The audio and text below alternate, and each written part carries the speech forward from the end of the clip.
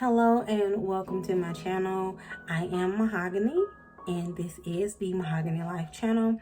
There are some things that I do want to talk about that have kind of held me back, or I guess basically I've been procrastinating. That's what it is. I've just been procrastinating. There's no other way of putting it. But then again, there has been life, work, health that have gotten in the way. And on this channel, we'll kind of touch on a whole lot of things. I will give my story, my introduction. It'll be here somewhere. But what led me to this video was I have been motivated based on my line of work. Should be here somewhere. And there were two documentaries that came out. One came out in December, and it is called Stories We Tell, The Fertility Secret. And that's, you can catch it on MSNBC, NBC, Hulu, I believe, has it. And there is a story or a documentary that just came out on the 4th of January. It was on the OWN channel. Again, if you have Sling, Hulu, anything that has a DVR with it, if you have cable, there's that. Or if you have Philo. I personally have Philo. I do enjoy it. I really love it. Endless amount of DVR processing. Again, this is not sponsored by them. I'm paying for that in my own cash, in my own pockets, my own ends. But I have had it for years and I absolutely love it. But there is a documentary, as I stated, that was on the OWN channel that came out on the 4th of January, and it is called Eggs Over Easy. This is a conversation that is taboo in the Black community. It does speak to the women of color in the Black community. Well, of course, because they're women of color. But infertility is something we just don't talk about. And there are a lot of panels where women say, and they keep saying something that I do find to be a bit of truth, is that in the Black community, anything dealing with infertility, there is a shameful stigma that comes with that, because you feel as if I can't get pregnant, if I can't have children and I want them, if something wrong with me, I'm broken, I'm not good enough, it's a me issue. And that causes a problem. When, if it's your health, you can't help that. You can't control that. But if you're religious, maybe, depending on what you believe in, there's a purpose. Everybody has a purpose. If you feel that your purpose is just to be a mom, that's your personal preference. But my journey as a cancer survivor, which is why I wear the S on my chest, we'll again talk about that later. It's a little tidbit of my story. It could be motivational for other people who, excuse me, are coming behind me, or those who are in the moment of my survival, who just, they don't know how they're going to move forward. And you could be that voice, to where I do see me speaking to a lot of family, friends, just people I come in contact with, and they ask about the S on my chest. They also ask about the scar on my chest. They also ask about the smile that I wear. My doctors ask about it. My oncologists ask about it. How can you go through so much and you have such a high spirit and you have such a positive outlook on it? In the world of IVF, it's the same thing. You'd be surprised how many women, Black women, are going through this entire IVF process. And within the story, the documentary, there are some familiar faces. There is Andra, however you enunciate her name. I don't want to butcher it, so either one.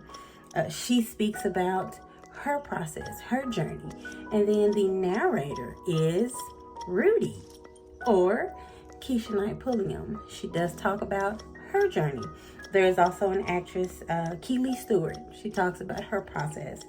And they also showed a clip from Being Mary Jane. Side note, I've never seen the show. Y'all crucify me however you want to do that. But I've never seen it. But it is a topic that they did on Being Mary Jane, or Mary Jane. I might be butchering the show's name, but I believe it's being Mary Jane. But you know what I'm talking about. With Gabrielle Union, where Mary Jane went through IVF. So it is slowly but surely coming to the forefront. It's just, as in the Black community, we just don't talk about it. And you'd be surprised how many people in your family have experienced it, whether they've had a miscarriage, whether they have adopted, whether they have gone through IVF, and nobody just talks about it. So let's talk about freezing eggs. And that is something that Andra talked about. She was going up for a role, which is going to require her to do so much, I don't want to say damage, but it's going to make her body go through some rather strenuous changes. She talked to her doctor to make sure she was okay to do the role. And her doctor said, because your body is going to go through some changes, I think you need to freeze your eggs. And she was in her 20s, her early 20s, and she didn't see a need for it. She was like, oh, I'm young, it'll happen, and it'll be fine. And that is a stigma that is being told to the younger generation. You're young, you'll be fine, it'll work itself out, you're good.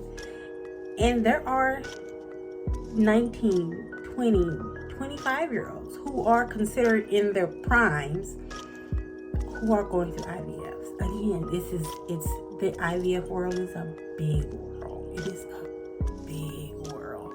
So just because you don't see it doesn't mean it doesn't exist, because it's huge. It's emotional. It is not, IVF is not for the weak. It's the best way I can put it. It's not. It is a journey that you have to understand. You're playing with your emotions and your hormones. And if you go through a 7-day issue monthly and you don't like her, you're not going to deal with IVF too well, because that's a daily thing. You can deal with that for 7 days, but can you deal with the 7 days every day? Like that whole emotional thing every day? Probably not.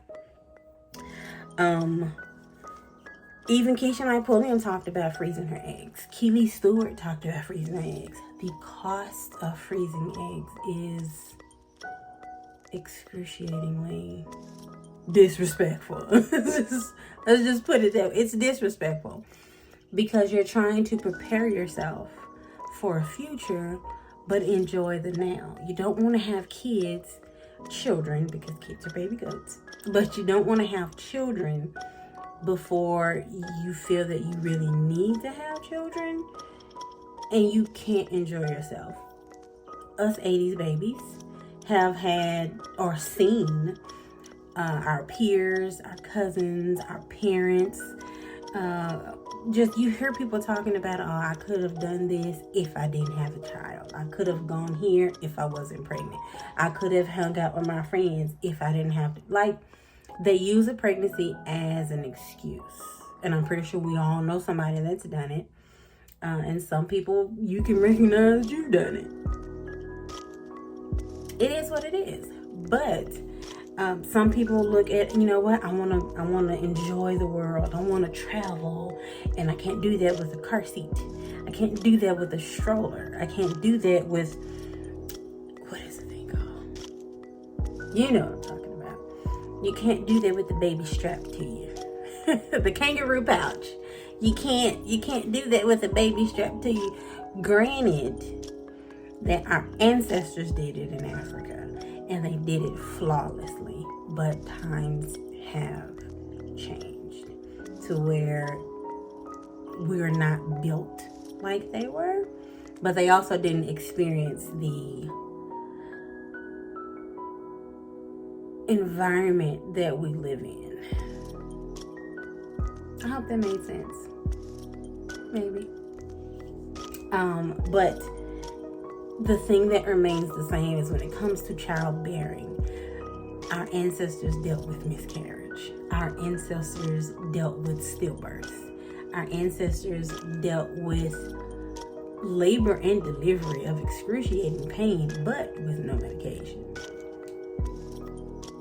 I haven't given birth. I can only imagine, and to my understanding, giving birth according to statistics, I'm not a statistic girl, but just based on what they've said, going through labor and delivery, a vaginal birth is equivalent. I don't know how they would know, but it's equivalent to breaking a certain amount of bones in your body. I haven't broken anything. I sprung my neck, and that was hell. So, can I only imagine? Probably. Do I want to imagine? No. My mom had 3 children, and she didn't have drugs for neither one of us, and that's a trooper. And my brother was a preemie, so there's that. Anyway, the cost, and I do believe that they recorded this like 2-3 years ago, and they're just not releasing it. Maybe prices have changed. The cost of living is so much higher. And it is so disrespectful to the point of whether you're just doing it willingly because it's just something that you want to do, or if it's medically and you have no choice but to do it, i.e. cancer patients, where you have to make the decision of removing hydrosalpinx from fluid in the tubes, and it's continuously filling, and you have to either have one tube removed or both tubes removed. Lord forbid you have to have a hysterectomy and you actually want children. Now, there are women who just don't want kids, and that's okay. If you don't want kids, that's perfectly fine. Everybody's entitled to live their life the way they choose to. Just do not put the next person down if they choose the opposite. Go back, rewind that, play it slower. I'm not repeating it. But Andra Day went through the process, I believe, of freezing her eggs. Kellee Stewart told her story about being in a relationship that she felt that she wasted her time and her good childbearing years on a guy who he just wasn't worth the time that she wasted. And so as she's getting older at 35, 37, which is the quote-unquote advanced maternal age. Okay. Disrespectful much? Anyway, she was able to get good viable eggs and freeze them. So she got 35, 36 eggs. And out of those that were extracted, 29 of them were frozen. They were good enough to freeze, or aka they're mature to freeze. The process with freezing eggs is you take the hormones that the body normally creates throughout the month, but you use medications to do that, which would be Gana-F, Menopur, Follistim, and you're hormonally growing your follicles and within the uterus, within the ovaries, but you're making them all grow simultaneously you're doing it at the same time, and you're trying to get what happens once a month to happen in like 10-11 days. And you're trying to cram all of that in, and you're trying to make sure that they're growing at a good rate, a sizable rate. And you have a set of ovaries. You got a left and a right one, clearly. So you're putting this medication and you're injecting it at the same time every day.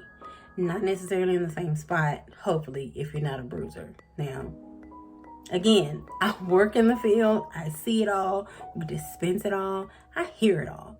So you're injecting yourself in your abdomen because it's closer. It's closer to the uterus, or it's closer to the vaginal area, the reproductive area. That's what I'm looking for. It's closer to the reproductive area. So you're injecting these medications, and you're going every other day to have an ultrasound transvaginally. Google it if you're trying to figure that out. You're trying to go through the process of, I'm gonna be nice, I'm gonna just put it here. So you're going to get a transvaginal ultrasound to make sure that they're checking each side to make sure that they're growing and they measure them to make sure that they're growing at a sizable rate. Once they reached a certain size that is appeasing, I believe it's 25, maybe 27 millimeters, but whatever is appeasing for the doctor, they have to make sure that they get it at a good timing, because they don't want to keep you injecting yourself with these hormones and you end up with what is called OHSS, which is I don't want to say it wrong, but OHSS is ovarian hyperstimulation syndrome, which is basically, we don't want to make your ovaries more swollen than they need to be. You can look pregnant. It is very painful. You feel bloated. It is just not a good thing. Some women end up having it when they've had their extractions or the follicles drained or the ovaries drained and had the fluids taken out, and you feel bloated, you feel swollen because you've gotten so much hormones pumped in. And the two risks that you have is overstimulating and early ovulating. So you did all of this work. If you're supposed to have the procedure done on Thursday, you overstimulate, but you don't know. You trigger, which is it's kind of like you're holding it back, and then you kind of pull the trigger to let it go. You use, I think, Cetrotide, ganirelix. Sometimes you can use Pregno HCG. Some of those. It just depends on how the doctor uses them. Again, I am not a licensed physician. I am nobody's physician. I am not a reproductive endocrinologist, but I am a board and state certified and registered pharmacy technician, and I see all of this on a day-to-day basis. I handle specialty IVF infertility medications, so I'm not oblivious to the science part. So don't try and argue me with all this, because I'm pretty sure if you've gone through the process, depending on your insurance, I've dealt with your stuff. So, and I've been doing this for 12 years. So a little bit of education, just a little bit. Anyhow, it releases the eggs, but if you overstimulate or you ovulate early, that can mess up a whole cycle.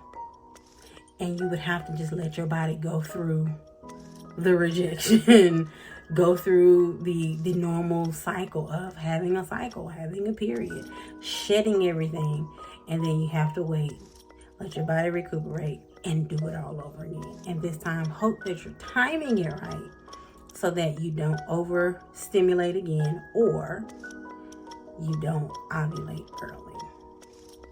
Nobody has time to play with their body like that. I don't know anybody that's happy doing it.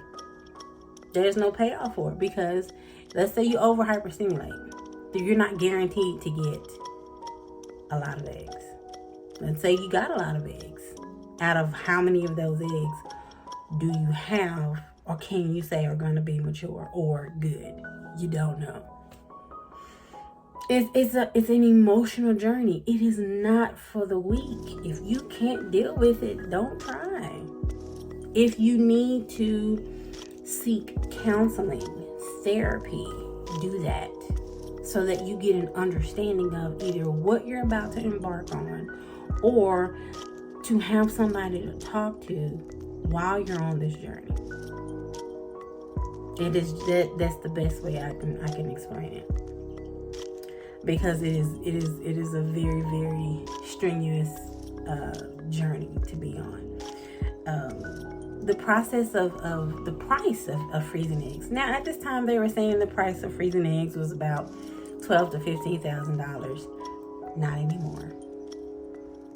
Everything is increasing, whether it be COVID or not, whether it be Omicron, Delta, it doesn't matter.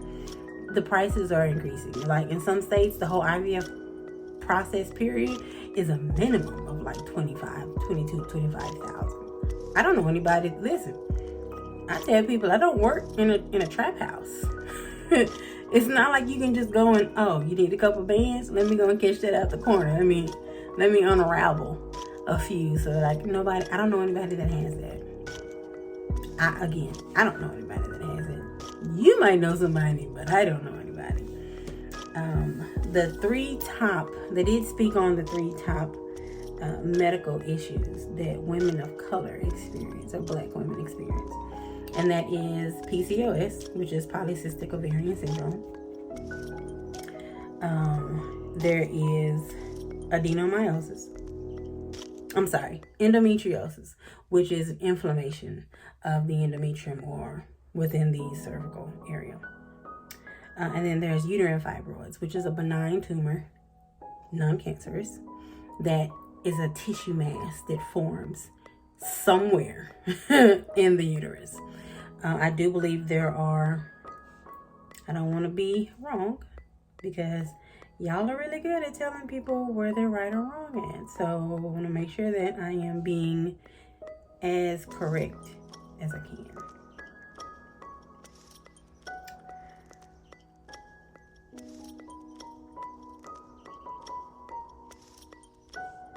So apparently there are 3 types of fibroids.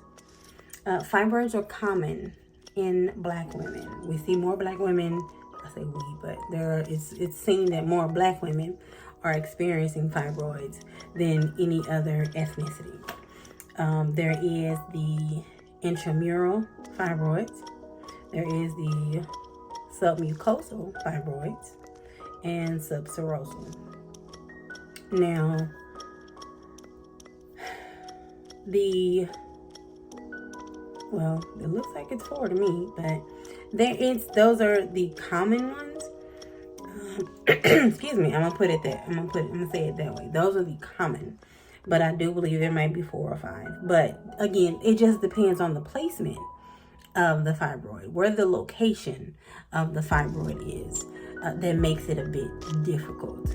Because if you have a fibroid that is outside of the uterus, that may not cause a problem to a pregnancy if you were to get pregnant.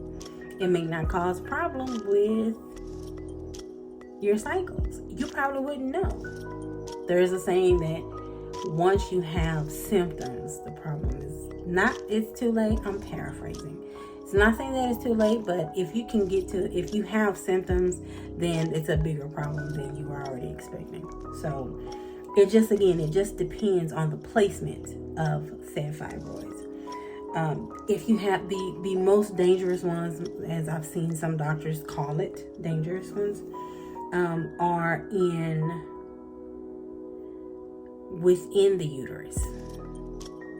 Those can be very detrimental for mom, for prospective babies, and the pregnancy, because it can cause blood flow it can cause issues with the pregnancy, which could probably be cutting off blood flow because it's tissue. But it causes issues where it keeps the embryo or anything from implanting.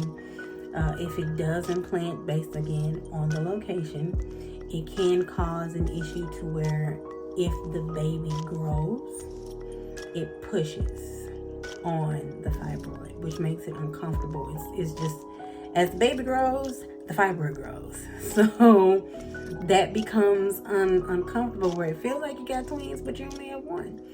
And then there is, it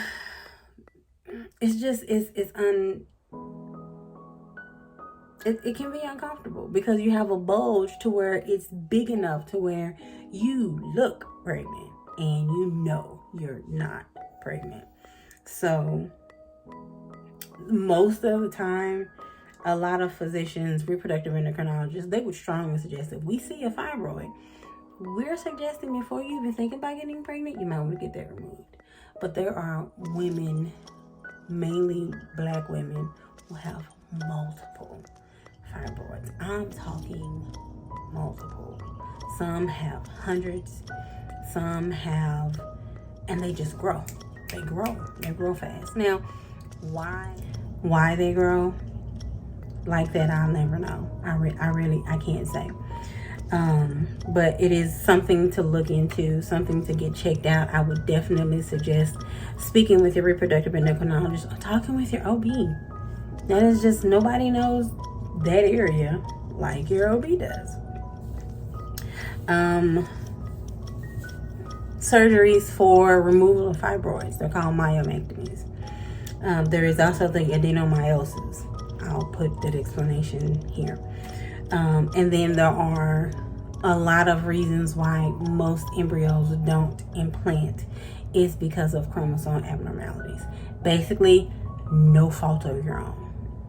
You have no control over a chromosome issue, whether there is an additional chromosome, you're missing a chromosome, you have not enough it is just, there are so many that will cause a problem.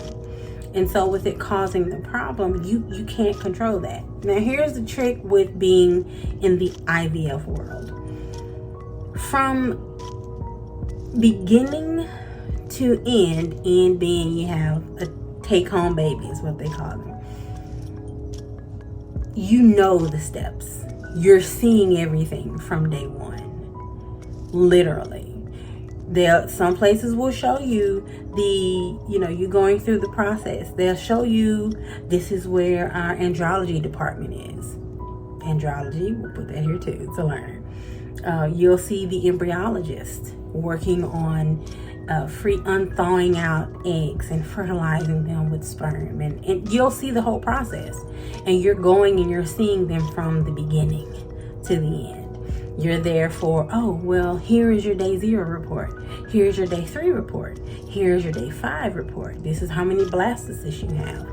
You're going through that from day 1, and then you're hoping and praying when it's transfer day, you're transferring 1 or 2. We'll talk about multiples, but you're transferring with hopes that you've created an environment within your uterus so that the embryo does naturally what it should have already done. So you're just removing the tools from the inside. You're taking the eggs, you're taking the sperm, and you're fertilizing them in a petri dish. So you have a controlled environment. And once you're putting them in said controlled environment, you're hoping that while they are growing in the controlled environment, you're taking care of the permanent environment to make sure that they match. And it's just like when you go buy fish and you put fish in the tank, but you want to make sure that the water is the same, so when you transfer them, they don't die. It's the same way. You're taking the embryos from the controlled environment that they've been surviving in, and you're putting them back in the permanent environment that you've been preparing. You're making sure the endometrium lining is good enough. You're making sure that everything is prepared to receive the embryo, hold on to the embryo, nourish and grow to where you have a healthy baby. That's the whole gist of the IVF. It seems really simple, but it's not. It's really not. It's endless days of injections, not just shots in your abdomen, not just blood work every few days, but intramuscular medications. I'm talking thick needles, not thick, but long needles, to where you're having to hit them in the muscle, not the tissue, not the muscle, hoping you don't hit a nerve. That is the process. And then going to the doctors and having them transfer. Now you're just waiting, and you're anticipating the wait, hoping that everything goes well, and you're not driving yourself crazy. You're trying to be relaxed when it's something that you want. That's hard. And again, in this documentary, it's talking to all walks of life of women who are going through not minutes of IVF, not seconds, not days, but years of IVF. Now, there is, again, as I stated, there is another documentary that came out in December, and it is called Stories We Tell. I said that already. The Fertility Secret. They touch everything. Now, we can talk about that. If y'all want me to talk about that, say so in the comment section, and I'll definitely do a review on that as well. But going back, they're the same. They're really roughly the same documentaries. There's a small group of friends, close friends, who each one has dealt with a different form of fertility. And then there is the one with OWN, Eggs Over Easy, where they're doing the same thing, but they're talking in length of lot. Like, a lot of these women are not personally connected, but it just shows you how broad this entire journey really is. So then Keisha Knight Pullium does come about, and she makes a comment, or she does state something. At first she says, and I believe it is true, stay out of a woman's uterus.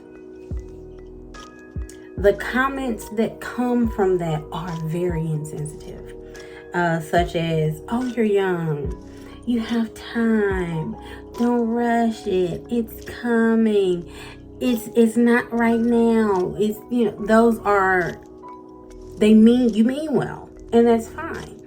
But unless you've been in that seat, you're not receiving it as some form of support. You're receiving it as, it's hurtful in a way, because you feel that you failed at doing what you're supposed to do. You're supposed to do naturally. God created you to have children. Why are you not fulfilling your purpose? Is it true? Probably not. But that's what you think, because that's what's being passed on from generation to generation. If that's what you're supposed to do, women are supposed to have children, and women are supposed to be the birthers of a nation. We give life, we carry life. But if you can't, then something's wrong with you, and that is not the case. But unless you're continuously telling yourself that, you don't necessarily believe it. The questions, the insensitive questions. Well, why you don't have kids yet? You don't want babies? You don't want to be a mom? You know, what's wrong with you? Is your uterus broken? The sarcasm, to a degree, it works, but when you're, again, being injected with all these hormonal medications, it doesn't work. It doesn't help. It's more hurtful and harmful than it is helpful. So, as I stated prior, Kellee Stewart didn't understand that females, are born with all the eggs they will ever have. In the documentary, there is a reproductive endocrinologist who does state that men can reproduce sperm every 3 months. You can get anybody pregnant who is in the window of fertility up until you're 80, 90 years of age. Sperm works. Now, are there those men who have male factor infertility to where you do not have this mobility of your little soldiers as you think? Yes, those are there. But men can reproduce until they are in their 80, 90 years of age. Women, on the other hand, have a small window. By small window, 30, 35 is kind of pushing it. You do see some women here and there who are in their 40s and 50s miraculously getting pregnant naturally. No drugs or anything. Is that a thing? Yes, it's a thing. It's possible. Absolutely. Is that for everybody? No. That's just, no two people are created the same. So no two instances are going to be the same. But these are very insensitive questions, comments, statements to make. And again, unless you have been in that area, unless you've experienced that, whether it be miscarriages, whether it be stillbirths, whether it be, there are women who have had to, there's a lady in the story in the documentary where she was pregnant and she had a baby shower and everything. And in the middle of the night, she ended up going into labor. And when she got to the hospital, they monitored her. And after they monitored her, they came in and they ended up checking her heart rate, and the baby had no heartbeat. And the next day she had to deliver her stillborn daughter. That is emotionally, I'm not there. I haven't experienced that, but I know I have such a heart for children. I'm like the super aunt with my nieces and my nephews. So it's heartbreaking. I didn't carry these little people. So the love I have for them is at a higher level, but it's at a heightened level, but it doesn't compare to the love that their parents have, especially their moms, because that was the first heartbeat that they heard. They were closest to them because they grew from them. So I don't know how I could deal. But then again, I don't want to experience it. I don't wish it on any woman, but no woman wants to experience that, because what can you say? I can't give you the life that you want back, because that's what it is. You want your baby. You want that specific baby. You can never replace that child, but when the child is gone, unfortunately, the child is gone. And I hate to say it like that. But in the conversation, they did talk about donor eggs, surrogates, gestational carriers. They talked about a term that I thought was new, never heard of it, and they call them PANKs, which is a professional aunt with no kids. I don't think that I'm aiming for PANKs. That's not an aim of mine. They did have one or two women who were like, I love kids, I just don't want them. I like being around adults. I like doing grown things. I don't mind playing with kids, but I love sending them back. To a degree, we've all been there. We've been the aunt, or we've been the sister, we've been the single one who's like, I like kids, but not right now. But there should be the option to affordably, not prolong it, but affordably kind of put it on the back burner. It's like, I don't want to make this child or make these children suffer because I can't afford to wait financially or physically. And abortions it's the same. It's an emotional process. The couple that they spoke with, they were going through the entire process, and they spoke with a physician, and I do believe she's in Atlanta. She is in CNY Fertility in Atlanta, Dr. Verdiales. A lot of women speak highly of her. A lot of couples speak highly of her in the Atlanta area, or in the Georgia area per se. And they came about donor eggs. What is the donor egg process? Is it a part of the IVF process? It is. However, it is a bit different because you're not using your own eggs. You're using somebody else's eggs because yours may have some issue. The older you are, the less viable, the less healthy per se they become. The chances of you actually having 45-year-old eggs fertilized with active sperm, the older you get, they get tired. Let's put it that way. They get tired. So the older an animal gets, they get tired. The older you get, you get tired. So you have an older you and a young, thriving individual. You probably gonna let him go, and you're just gonna be like, I'm gonna sit here and just relax and just chill and nap because I can't keep up. It's kind of the same way. You have an egg that is slow to multiply, slow to interact with this overly active sperm. So the sperm kind of gets left out to dry, and the egg is like, you know what, I ran my race. I've studied the course, but it's been fun. And then they're gone. So they suggest donor eggs, meaning they could have come from somebody who is healthier. They have a higher potent rate of eggs that are easier to multiply because the cells in an egg have to multiply. Day 1 it's day 0 it's nothing. It's just one cell. And then by day 3 it should multiply between 8 at least 8, I believe, cells. And then by day 5, it should be 75 and over. Like, it multiplies that fast. And they're smaller than a mustard seed. They're smaller than a grain of sand. But they have to multiply, and if they don't, then that's called arrest, and it basically dies. What it is, like they ran out of energy. I was excited, but you know what? I'm tired. And then they just chill and they die, and they've ran their part. And that is why statistically, once you go through egg reserves or egg retrievals, they try to tell you to expect half of them to survive. There's really no guarantee. It's just, you never know. Now, for those who don't have to experience IVF, you don't know.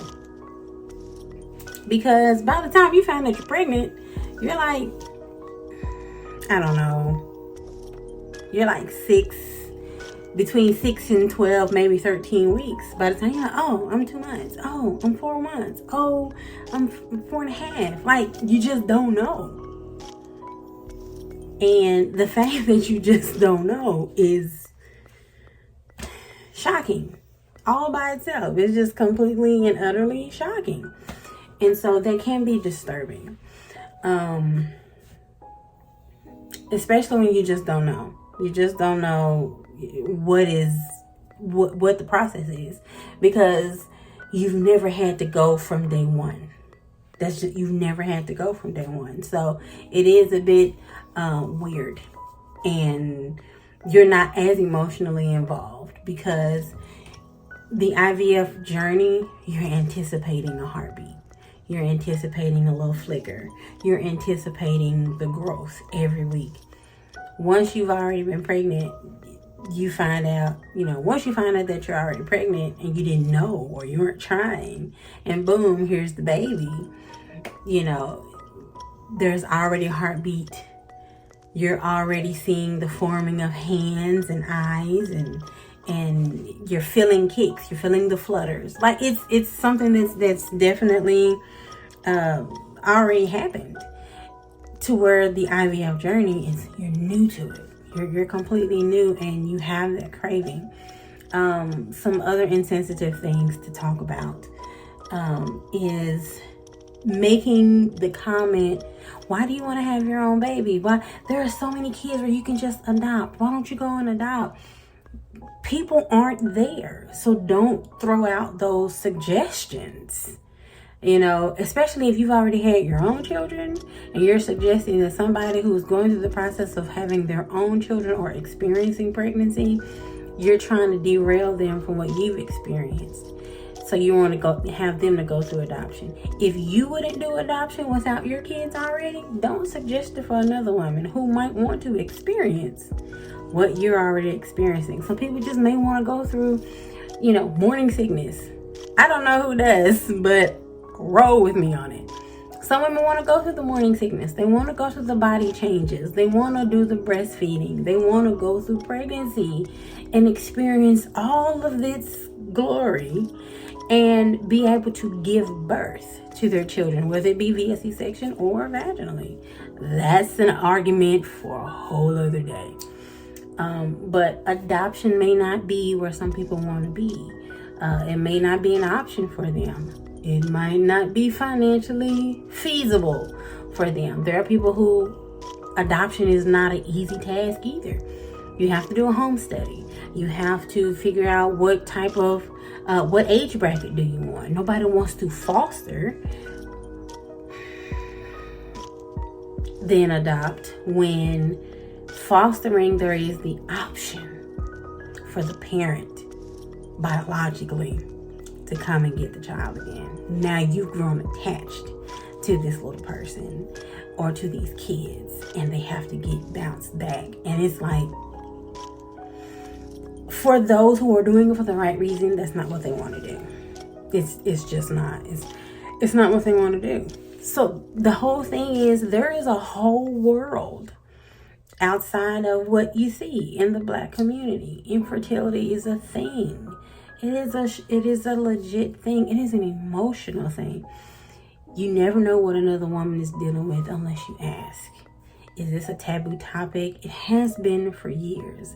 But I'm pretty sure if you ask your mom, if you ask some of your aunts, hey, is there anybody in the family who's had a miscarriage, who's had fertility issues? Oh yeah, sure. So-and-so and so-and-so and so-and-so and so-and-so will tell you, you know. I know people in my family who have. I'm not going to indulge that information because they don't know you guys. Granted, I don't know either. But when I'm more comfortable, and I get it, it's a comfort thing. It is a safety thing. You have to be comfortable in the conversation.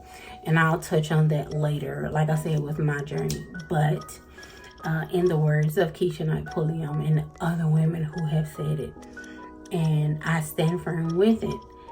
If you're not a physician, if you're not a mate, stay out of a woman's uterus.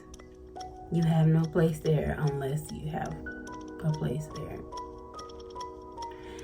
Anyway, if you haven't seen it already, go on. Find whomever you need to find so that you can watch this documentary. It is roughly almost 2 hours, give or take commercials. It is a must-see. It is something definitely to see. Come back. We can talk about it even further. I can do a part 2. If you have questions about what do these things mean, what is the process, what is the procedures, breaking some other things down, hit in the comment section. We'll talk about this. We can discuss this. Please be respectful. I know that's asking a lot, but thought I'd give it a try. Again, it's an emotional situation. If you wouldn't want somebody doing it to you or your mom, I can't say your siblings because some people aren't that close with their sisters. Anyway, but if you wouldn't want certain things to be said to you or done to you, try to refrain from doing it to others because it will bite you in the ass. It really will. But again, I will say this umpteen times. Stay out of a woman's uterus if you have no place of being in it. If you serve it no purpose, if you're not helping, if you're not delivering, if you are not soothing, calming, stay out of a woman's uterus unless you have one. And even if you have one, make sure that you are being welcomed to that very sensitive space. Again, watch it on OWN. It's called Eggs Over Easy. And in the words of Keisha Pullium again, be easy.